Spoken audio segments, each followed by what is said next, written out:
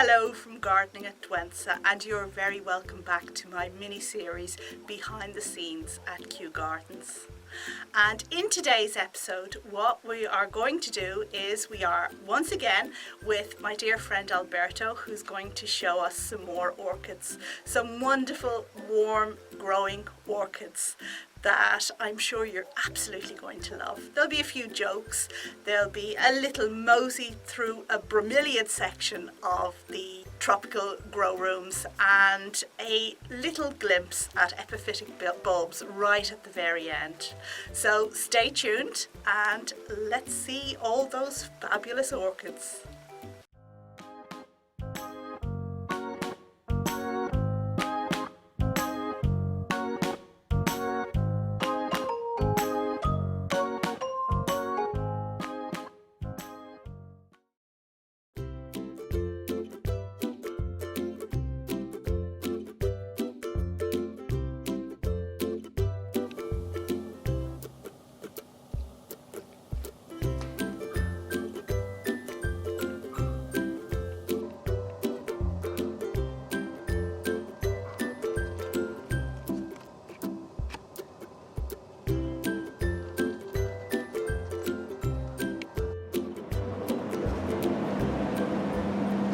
This one here. Oh no, sorry. Does it? In the back.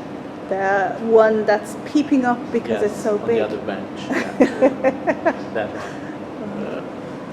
Okay. And what are these ones here?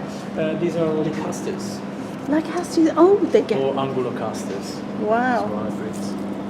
So they get really big, don't they? And they have the telltale spiny bit that you can. The really spine is this right there. You can see that. Right.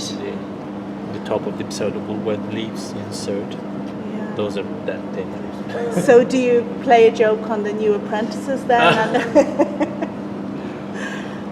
Not yet. Not yet.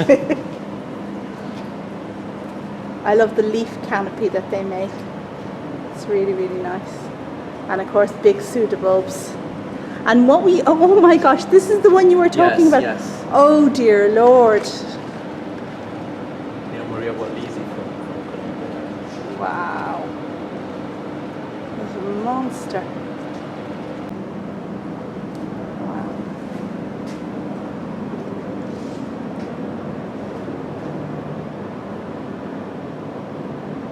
That's fantastic, isn't it? Yeah. Should be Dendrochilum, cobbianum. So is this supposed to have those spots on the leaves, Alberto? Yes, completely natural. It's called Phaius maculatus. Maculatus means with Spots. spots. Uh-huh. And basically it's a way to avoid getting eaten and grazed by animals. So it's a way to be not be seen. Right, in the, so it's like undergrowth. camouflage. Yes, camouflage. Okay, it's not that the animals look at it and say, that's sick. I Well, won't probably eat a it. little bit of that as well. And where did that plant come from? It's from my collection. I donated it a few months ago. I see. Yeah, one of the few that are left home, but it was not doing nothing. So No. I just said no. How many orchids do you have still in your private collection? A few Cymbidiums. That's it. That's it. Smaller space here. Smaller space. No space at all. Yeah. So we're now looking at an absolute monster. Yeah. Vandopsis, lissochiloides. Also in the Vanda group. Wow. And it's flowered as well. Look, It flowered, this is yes. Spike. Wow. So do you have any tricks with Psychopsis, because they respond really badly to repotting, don't they? They tend to go downhill when you repot them. To be honest, I repotted these months ago. They're still doing pretty nicely. They haven't even stopped flowering. So I reckon if they are repotted in a very warm moment of the year, this could help them just. Right. And were there active root tips? Like, were the roots actively growing when you did them, or? I don't remember, to be honest. And do you recall what potting mix you used? I used what we call the medium mix. So it's bark, pumice and charcoal Right. in medium size. Right. And did you remove everything from the roots of the plants? I tried not to unless it was Right, rotting. so disturb Yes. as little as Yeah, yeah, possible. Okay, maybe that's the trick then. So this is Dendrobium rennellii. Uh-huh. It was described by, I think, Philip Cribb, yes, who worked at Kew in the science department. And basically it's a Dendrobium native of a small island outside Australia. So I'm not sure about the native, but I remember it's like a very small island. Right. And it's absolutely gorgeous. It is. It's gorgeous, isn't it? Is there a scent? Very, very faint scent. But yeah.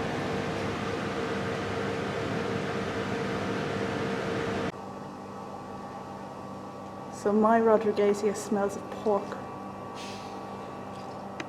It's very pretty.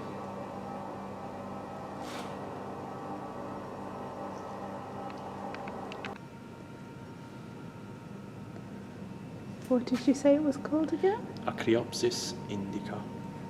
You don't notice the flowers at No, first. You just think exactly. it's bare spikes. But there they are.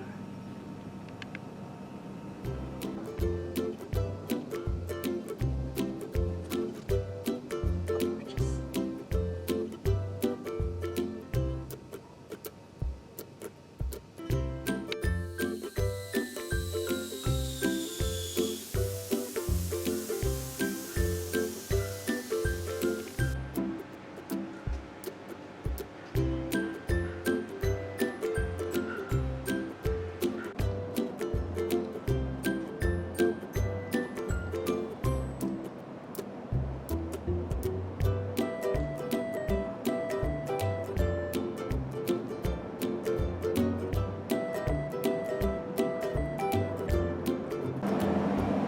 I didn't want this video to be all about size, but when you see a Dendrochilum, which is like an orchid with really, really small flowers that we tend to think of as a small orchid, and you see that it's been put in a pot for trees, then how could you not record it?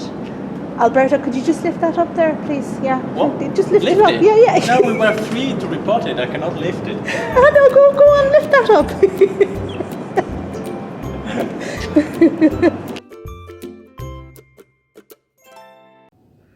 And here we have a few epiphytic plants. So we've got the epiphytic hippeastrums, I guess, from the fact that they're in orchid bark and growing very well in it. And also Pamianthe, which isn't a hippeastrum, of course, but is epiphytic and is a bulb. So epiphytic bulbs, a very unusual and distinctive subcategory, but very interesting plants to look out for and try and grow. And that brings us to the end of this final video in the Behind the Scenes at Kew series, which I hope you've thoroughly enjoyed. And if you missed out on a particular episode, then do check out the playlist I made, which has all of the episodes that I made with my dear friend Alberto in Kew Gardens. And the link to that is, of course, at the end here as usual. In the meantime, I want to thank you for watching and thank you for your enthusiasm, and just call your attention to one slight change on the channel recently. So on the front page of my YouTube channel there are various tabs, and in the last week a tab has appeared called Shop, and this tab contains the merchandise, the Gardening at Douentza merchandise that I have for sale. So mugs and t-shirts, tote bags, all of that fun stuff. So if you feel like supporting your favourite channel, do go in there, do buy something, and I would be very appreciative. In the meantime, well, I guess thank you for watching this video, and check back for lots more gardening fun. See you on the next video. one more thing, please do check out Alberto's Instagram, and the link to that is in the details of this video as usual. He posts every day. He posts lots of photos and lots of stories every day, and I'm sure you're going to enjoy them as much as I do. That's all for now. Bye!